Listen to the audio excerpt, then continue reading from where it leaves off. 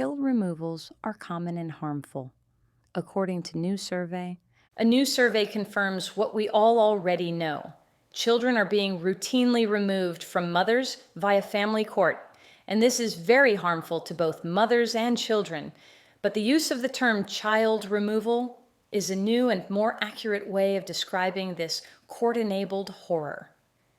Action Against Child Removal is a new study initiated by the NGOs Right to Equality and Survivor Family Network.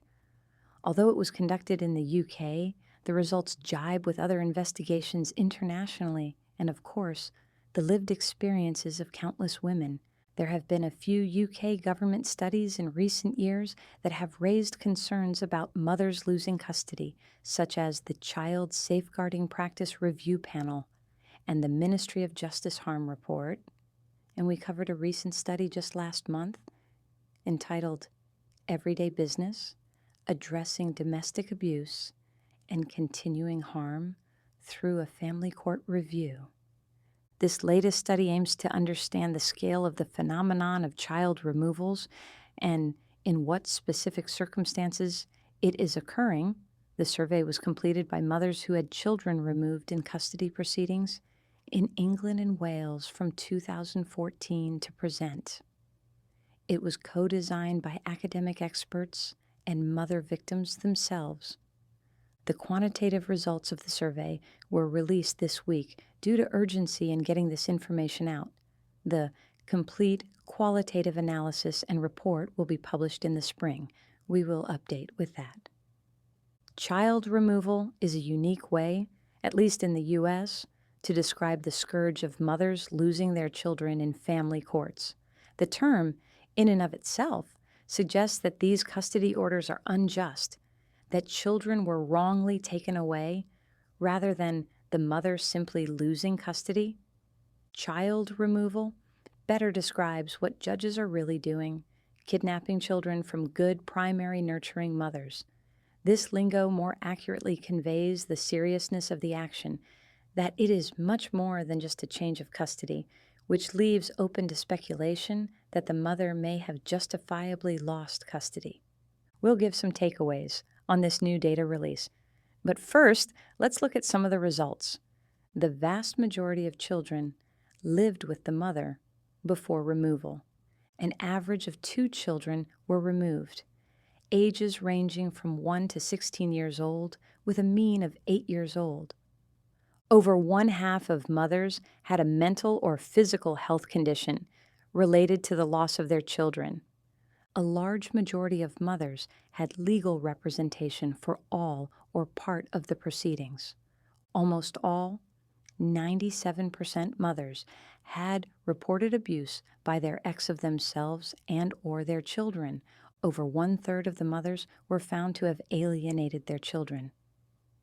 2/3 of cases had court-appointed experts, evaluators, over half of whom recommended child removal. 3/5 of cases involved child removal based on recommendations by the legal representative.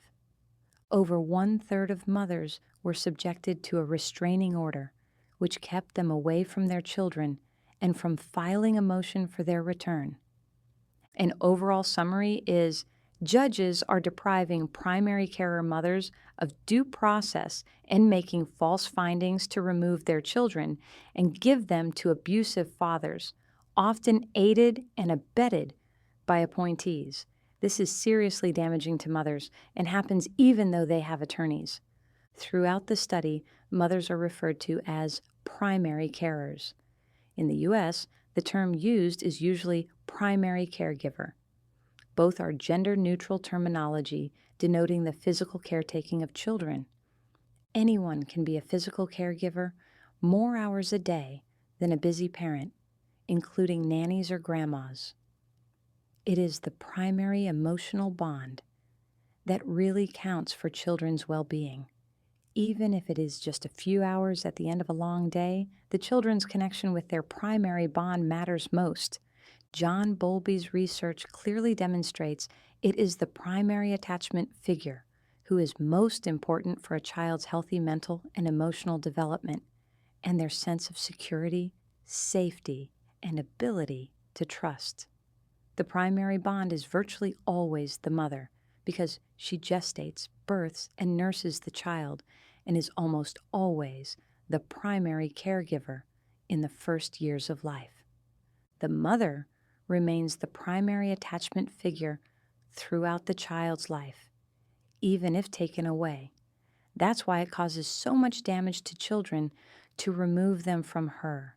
Quote, removing children from their primary safe carer can lead to children experiencing further abuse and lasting harm, particularly if all or nearly all contact is suspended between children and their primary carer.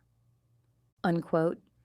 This innate bond between mother and her offspring has been evolving for 250 million years, but it has been conveniently disappeared by the old boys in law and societal consciousness in service of replacing it with the concept that mothers and fathers are the same.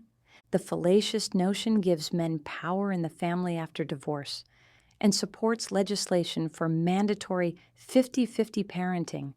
But the truth is, the best interests of children is to live primarily with their primary bond, their mother. Duh.